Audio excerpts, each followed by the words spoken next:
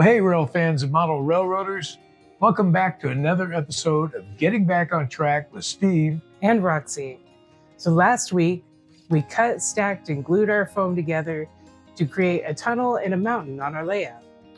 So this week, we want to get in there with a foam cutter. We want to shape and contour those mountains to get our desired effect. So with that being said, let's get this work done. So now we want to work a little bit on fitting up some of our items within the foam. I wanted to make sure to protect the track, so I've gone ahead and used some blue painter's tape. I've covered all the upper and lower tracks, and I used some plastic to cover up our bridge to make sure we don't cause any damage or issues with it. So we're going to take I ran some trains through here, and I saw that the train was running a little close on this side, so I need to move this back here a little bit. So I want to cut out a little piece on this side, so I'm going to mark out this side here. And then we're going to cut this down over here where we got our wall, so we can just mark out here where the wall is at. So now we can see our wall area, and just marking our line going up. We can see we got a line here. We want to cut back just a little bit to move that back. So we got our hot foam cutter here, courtesy of my dad. So we're just going to take and we're going to cut back the foam just a little bit.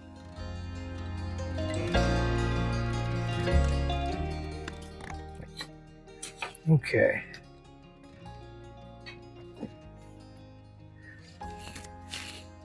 So let me find a tool I can use to get some of this mess out of here. Maybe I can just use, yeah, there we go. So now we can fit this into place, and we can slide it over just a tiny bit like that. So that means we'll have to cut back over here as well. But I'm thinking that we'll go ahead and we'll cut what we want to cut out. So we want to kind of bring this out like this and step it down, kind of run it back towards the ravine over here. So I think we can use the same cutter, and we can come over here. We're going to just stick it in, just kind of work our way down.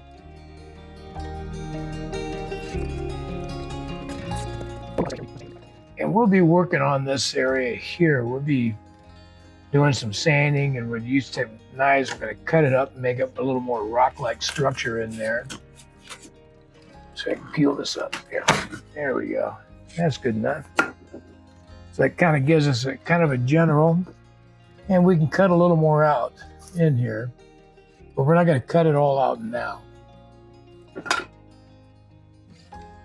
So the other thing we want is on this side, I want to take and cut this back. This is going to be more gentle slope on this side over here, and more rocky across the front, and a little rocky over to here, and then slope down.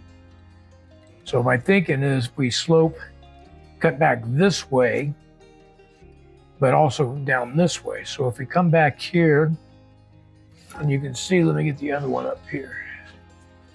Where is the other one? It's over here. So we got a step here and here. So we want to kind of cut a little out at a time, go down a little more. Cut out a little here.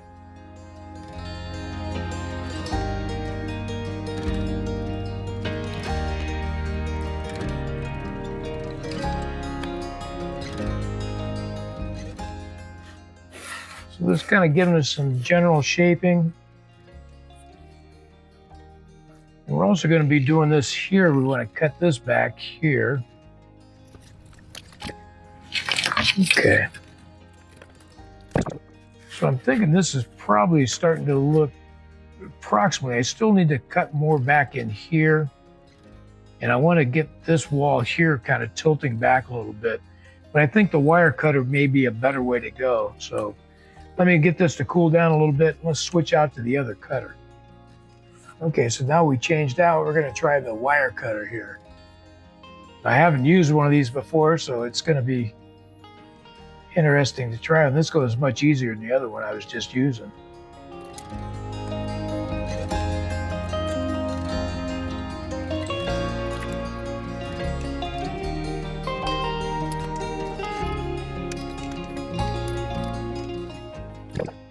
Just keep cutting little pieces out of here.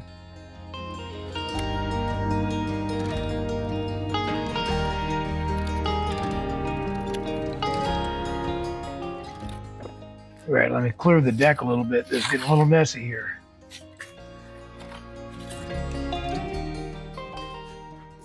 All right, so I got an empty bin.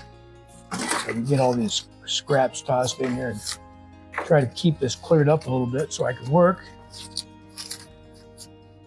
the only thing about doing this kind of stuff, it makes a mess in no time. So we'll just try to stay on top of it somewhat. There we go. All right, so here we got this slid over a little bit. This will fit up in here. And these areas that we got a little bit of a gap in, and that's all fine because we'll fill that up with some Sculptamold or plaster. So it's okay to have that kind of stuff. You know, this is just the rough outline we're looking at right now. So thinking a little more right here. So you just got to kind of hold a little pressure on here and just let it work its way through.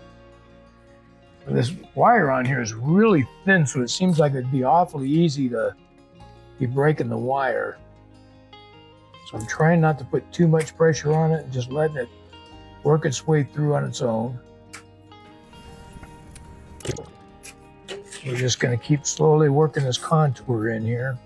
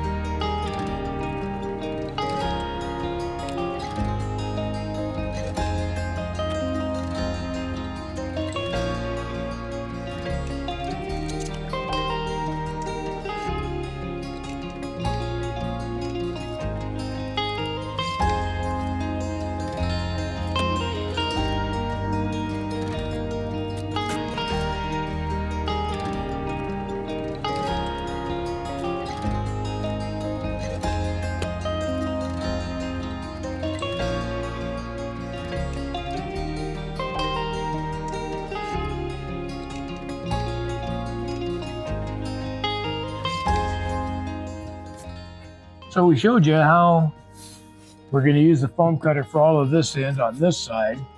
So now we're going to concentrate on this back end over here. And we're going to basically just do the same thing. We're going to take slices out, slices out, slices out. But this one, we don't want it as steep down here. We want it kind of gradually and then bring it down. So we'll see how that's going to work. So let's go ahead and get the cut.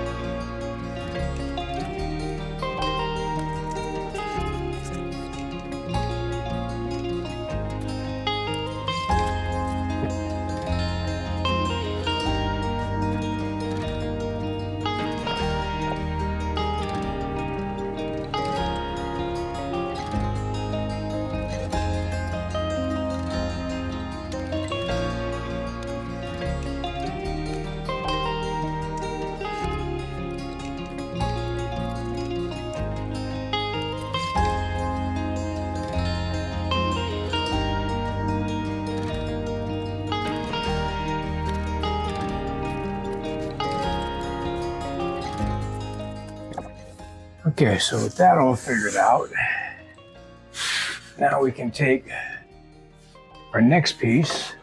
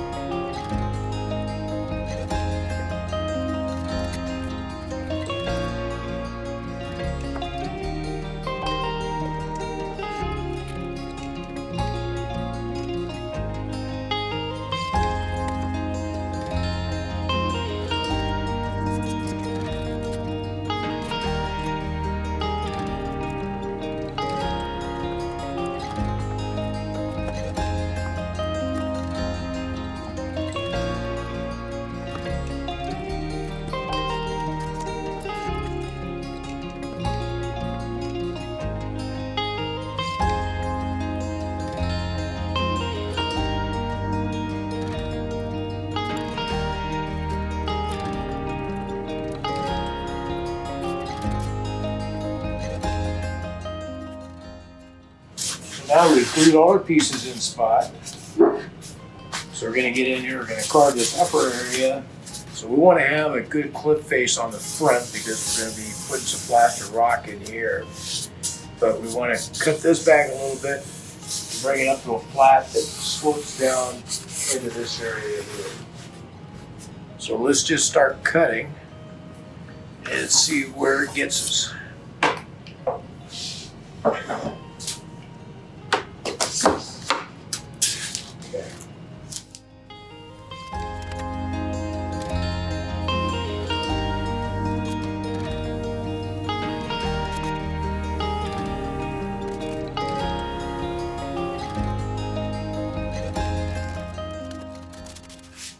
Okay, so we'll be using sculpting mold. Some of this will be filling in,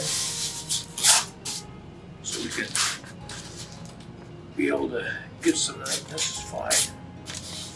We want to start coming down here.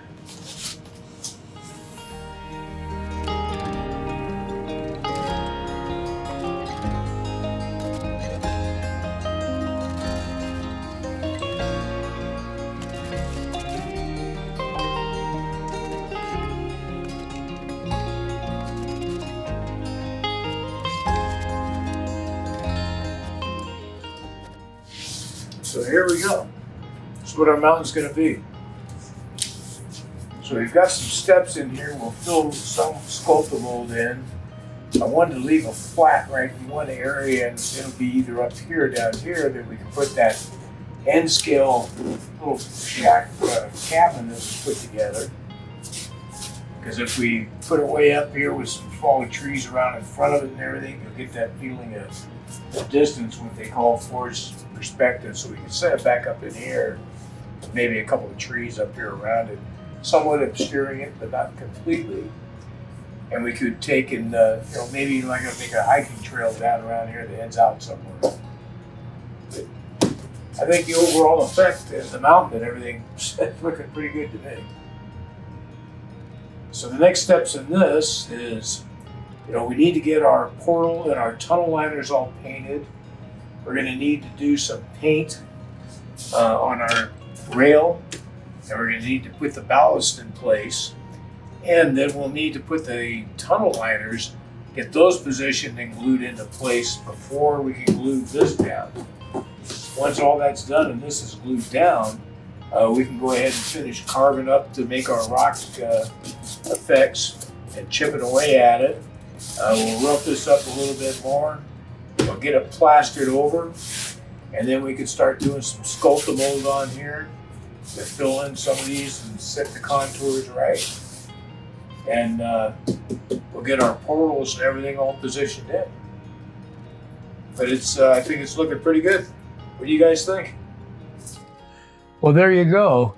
We got in there with that foam cutter, we put in some contours, and we're pretty happy with the way that mountain is shaped up. Of course, we still got a lot of carving to do on it with razor knives. We're gonna cut up some more and create more rocky areas in there, but it's looking pretty good.